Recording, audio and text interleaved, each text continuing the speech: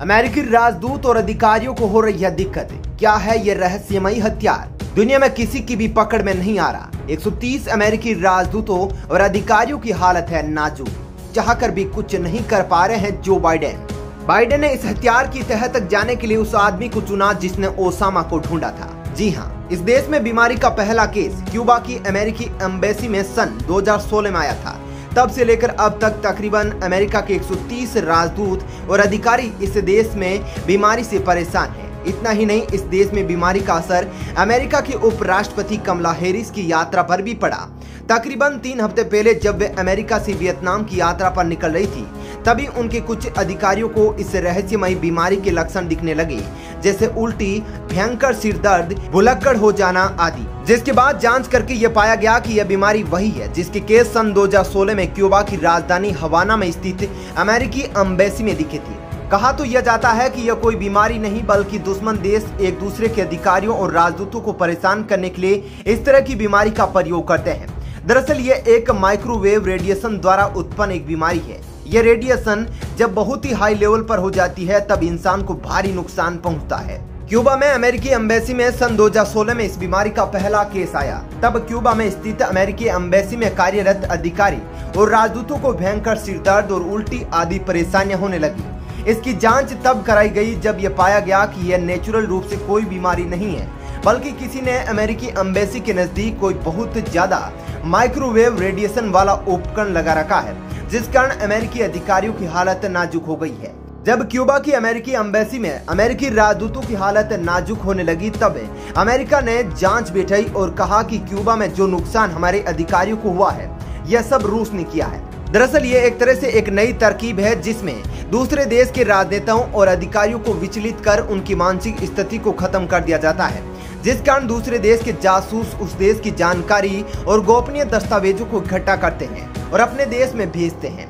ऐसा कहा जाता है कि हवाना सिंड्रोम बीमारी पहले से ही है, जिसकी खोज सोवियत संघ ने 90 के दशक में कर ली थी।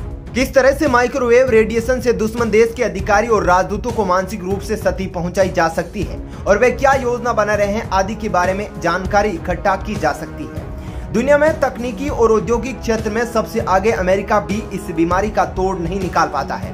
हालात यह है कि 2016 से लेकर 2021 तक तकरीबन 130 अमेरिकी राजदूत और अधिकारी इस हवाना सिंड्रोम बीमारी से ग्रस्त है और वे इस वक्त अपनी जिंदगी की लड़ाई लड़ रहे हैं। कहां मिले हैं हवाना सिंड्रोम के मामले? बीबीसी की रिपोर्ट के अनुसार हवाना सिंड्रोम के मामले अब हर महाद्वीप से आने लगे हैं। क्यूबा के बाद चीन, जर्मनी, ऑस्ट्रेलिया, ताइवान और यहां तक कि वाशिंगटन डीसी से भी इसके केस मिले हैं। इस साल की शुरुआत में ऑस्ट्रिया के वियना से भी दर्जनों मामलों का पता चला था। अमेरिका के लिए खतरा क्यों? अमेरिकी रक्षा विभाग को लगता है कि रूस ऐसे हमले करवा रहा है। जब कमला हैरिस का वियतनाम दौरा टला तो पूर्व CIA ऑपरेटिव जो खुद हवाना सिंड्रोम का शिकार हुए थे, उन्होंने कहा था कि ऐसे हमले बढ़ते चले जा रहे हैं। अमेरिका की राष्ट्रीय सुरक्षा के लिए ये बड़ा खतरा है। CIA के कई अधिकारियों का मानना है कि ताजा घटना के जरिए बर्न्स को यह सीधा संदेश दिया गया कि अमेरिका का कोई भी अधिकारी, राजदूत, CIA चीफ कोई भी सुरक्षित नहीं है। CIA के अधिकारियों के हमले के पीछे रूस का हाथ। अमेरिका के NBC न्यूज की रिपोर्ट के मुताबिक भले ही इस जांच रिपोर्ट में किसी हथियार या जानबूझकर माइक्रोवेव ऊर्जा के इस्तेमाल का खुलासा तो नहीं हुआ, लेकिन यह बहुत परेशान करने वाली संभावना को जन्म देता है। NBC न्यूज के मुताबिक साल 2018 में अमेरिकी खुफिया अधिकारियों का मानना था कि विदेशों में अमेरिकी राजनयिकों और खुफिया एजेंसी CIA के अधिकारियों पर जानबूझकर हमले के पीछे रूस प्रमुख संदिग्ध है।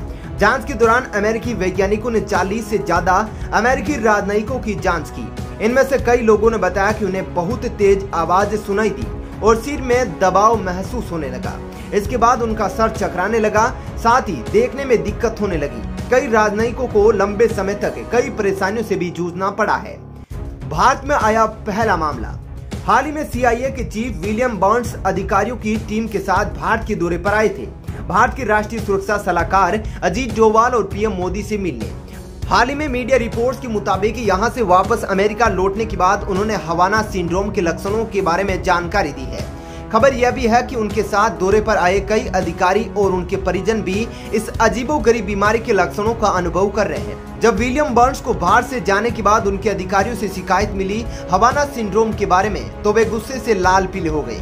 हालात यह थी कि CIA के चीफ विलियम बर्न्स तक को इस हवाना सिंड्रोम बीमारी के लक्षण होने लगी। यह हवाना सिंड्रोम बीमारी का किसी CIA चीफ पर दूसरा हमला है। इससे पहले अमेरिका के उपराष्ट्रपति कमला हैरिस की यात्रा पर गए CIA के एक उच्च अधिकारी पर हवाना सिंड्रोम के लक्षण देखने को मिले हैं, जिसे देख विलियम बर्न्स ने भारत से शिकायत की और भारत से हवाना सिंड्रोम बीमारी की जांच करने की रिक्वेस्ट करी। पूरी दुनिया में केवल अमेरिकी अधिकारी और राजदूतों और अमेरिकी खुफिया एजेंसी CIA के अधिकारियों पर ही हवाना सिंड्रोम के लक्षण दिख रहे हैं, या फिर एक तरह से कहे तो अमेरिका के अधिकारी ही इस बीमारी का शिकार बन रहे हैं। अब यह चाइना और रूस का एक चाल है या फिर यह प्राकृतिक रूप ले रहा है, यह कहना मुश्किल है। लेकिन माइक्रोवेव रेडिएशन से फैलती यह बीमारी इस समय जो बाइडेन के लिए परेशानी का सबब बनी हुई है। दोस्तों, एक बात तो बहुत ही आम है कि जब कोई तरक्की करता है तो उसके दुश्मन उसको न चाहने वाले जलते हैं। वे उसकी तरक्की को सह नहीं पाते हैं और कैसे भी करके उसको डुबोने का प्रयास करते हैं। आज भारत के साथ भी वही हाल हो रहा है। भारत जिस तेज गति से दुनिया के अंदर तरक्की कर रहा है और मोदी सरकार के नेतृत्व में देश का नाम गौरवान्वित हो रहा है, उससे कई देशों को मिर्ची लग गई है। मोदी जी ने सत्ता में आने से पहले ही कह दिया था कि यह 56 इंच का सीना है और कोई भी बड़ा फैसला लेने से पहले हिचकिचाता नहीं है।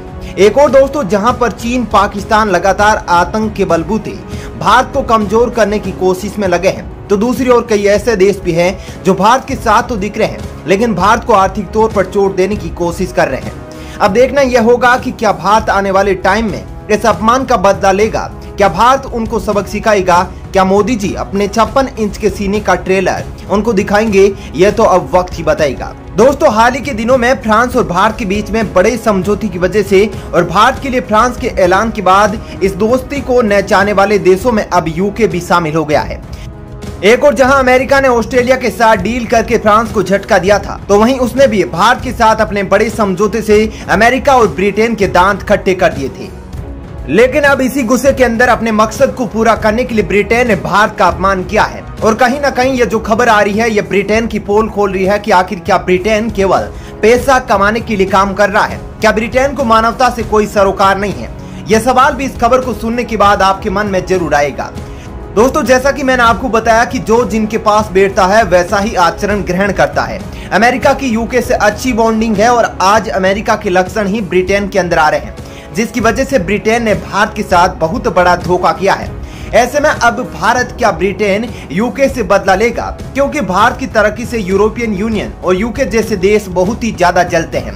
और ऐसे में जबकि फ्रांस भारत का बॉन्डिंग अच्छा हुआ है, इस पर इन देशों का पारा 7वें आसमान पर पहुंच गया है।